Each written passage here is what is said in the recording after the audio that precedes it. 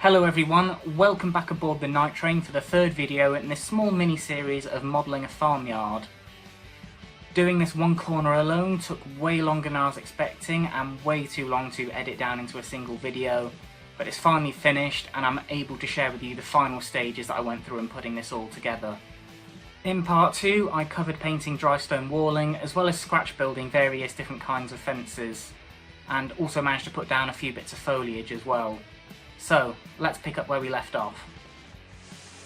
To add some plant variety beyond my bushes and lichen, I picked up a few sets of laser cut plants in the Hatton's closing down sale, all made by Model Scene. This included several jungle varieties and types of fern, both found alongside culverts and embankments along railway lines in the UK, either as native or invasive species.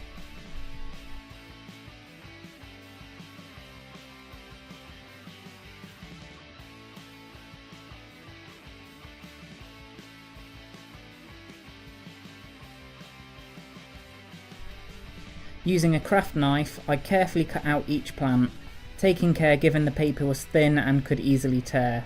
I cut off the securing tabs with the craft knife and put the plants to one side.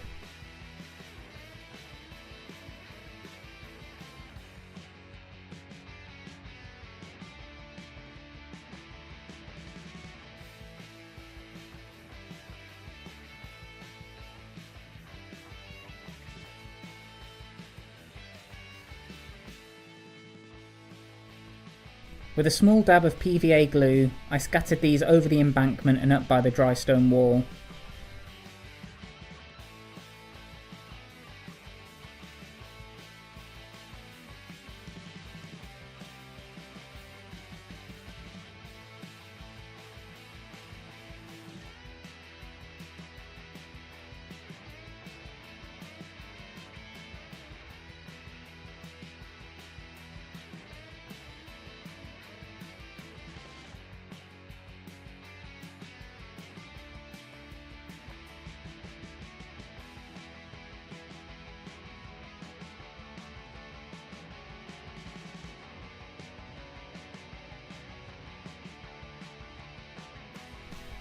Embankments and line-side grassy areas often have taller grasses that have died, gone yellow and collapsed onto themselves, so I replicated this by adding some long grass fibres.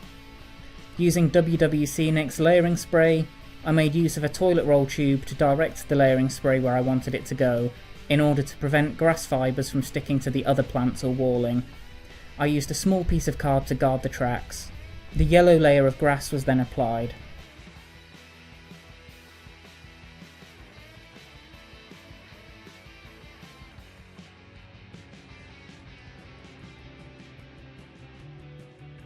I was tempted to buy some laser cut farm junk from WWC as well, but opted to save money by scrounging pieces from my spares box.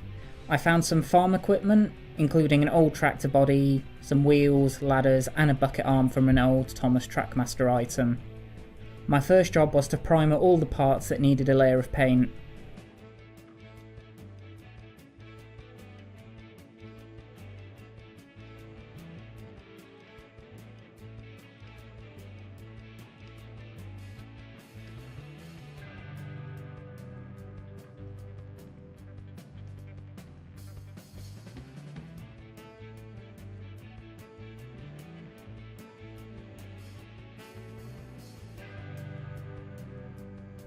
While the primer dried, I got onto weathering some junk pieces with Humbrol rust weathering powder.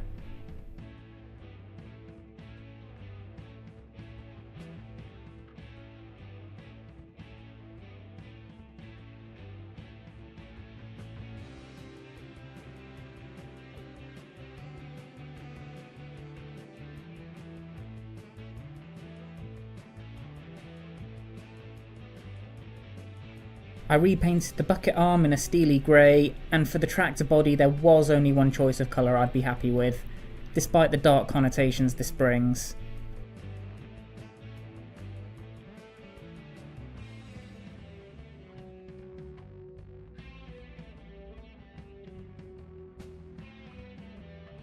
I picked out a few of the details in grey that wouldn't have been painted orange.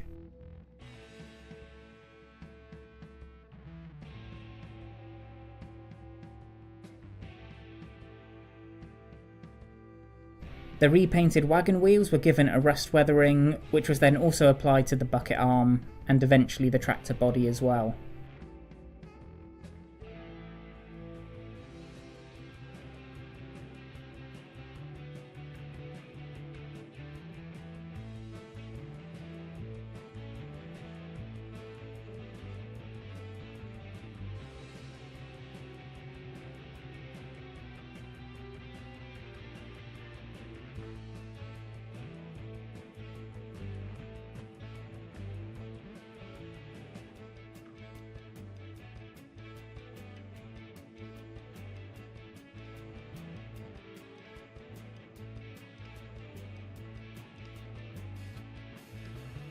For the open shed, I wanted an LED for nighttime scenic running, so I picked up some hanging lights from Layouts For You at the Statfold model exhibition. I opted for an easy application that could be amended as and when I got everything wired up under the board. I laid down a strip of double-sided tape to the shed roof and stuck the LED in position.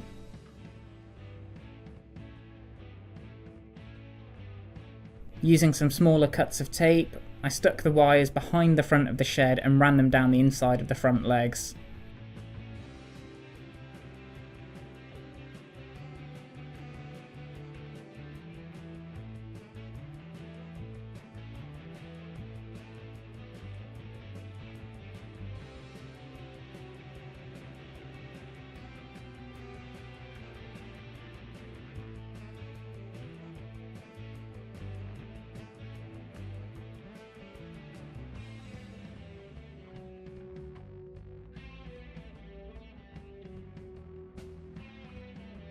After drilling some holes in the baseboard, I threaded the wires through and had the shed in position.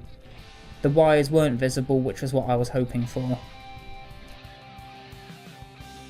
From there, it was time to bring everything together. I stuck down all the details with a prick of PVA glue to keep them in place.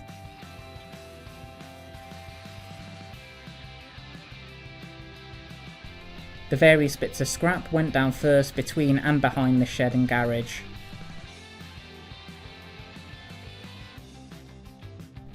A resin pile of logs was placed beside the barn next to the bucket arm.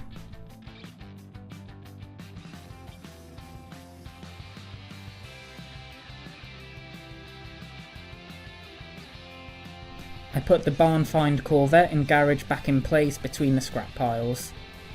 Next came the barn, fronted by a ladder and some milk churns.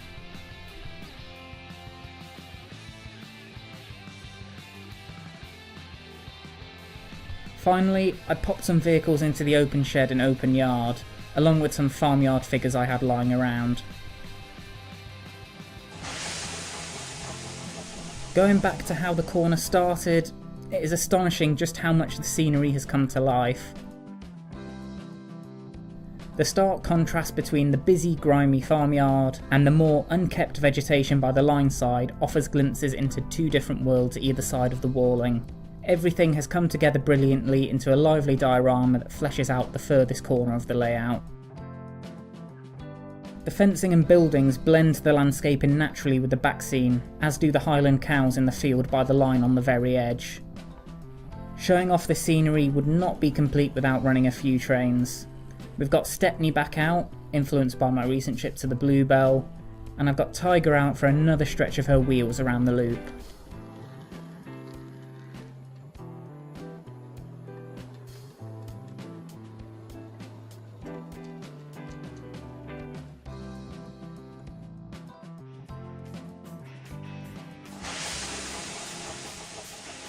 All that hard work has finally paid off. I'm really happy with how the farmyard's turned out, though it's not perfect and there's a few things I'd probably do differently. The budget static grass applicator that I used didn't perform the best, but it gave passable results. And there's a few different methods of applying and sticking down the laser cut plants I want to try in different parts of the layout, just to see how they compare. Overall, I'm really impressed with how all the individual elements have come together to create a small, lively scene right at the back of the layout. That wraps up this little modelling mini-series of sorts. So, have you ever modelled a farmyard yourself? What do you particularly like? And are there any approaches or things that you would do differently? Please let me know down in the comments below and let's get sharing. If you want to see more modelling videos from me in the future, please subscribe now, like this video, and also check out my other modelling videos on my specific modelling playlist that can be found on my main channel page. After this, I'm going to be starting working on the underwater corner of the layout, which is going to involve modelling scenery both above and below the water level, which is going to be really interesting and present another set of unique challenges.